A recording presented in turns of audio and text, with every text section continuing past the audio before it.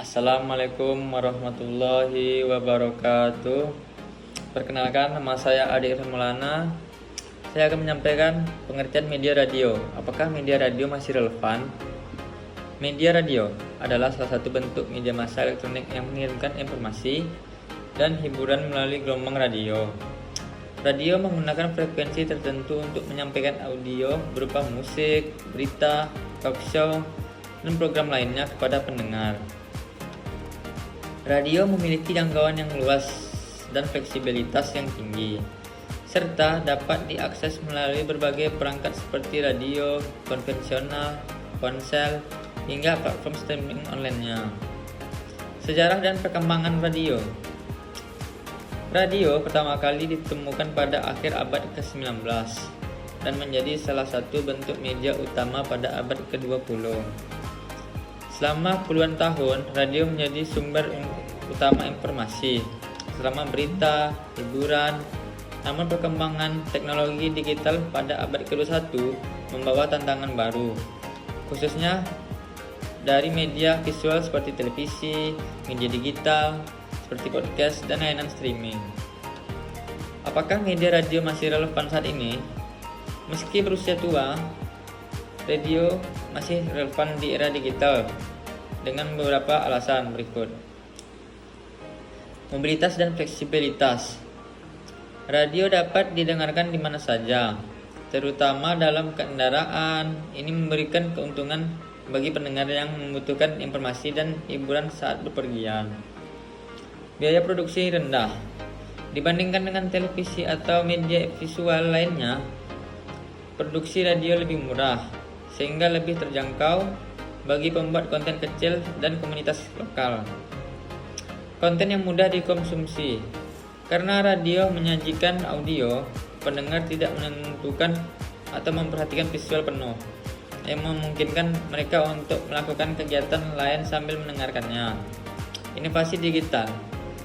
Stasiun radio kini hadir dalam bentuk digital melalui aplikasi dan layanan streaming, serta mengintegrasikan media sosial untuk menarik audiens yang lebih mudah.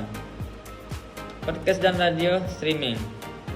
Tren podcast dan layanan streaming radio menjadi bukti bahwa konten audio tetap populer dan sesuai dengan preferensi modern, khususnya untuk generasi muda.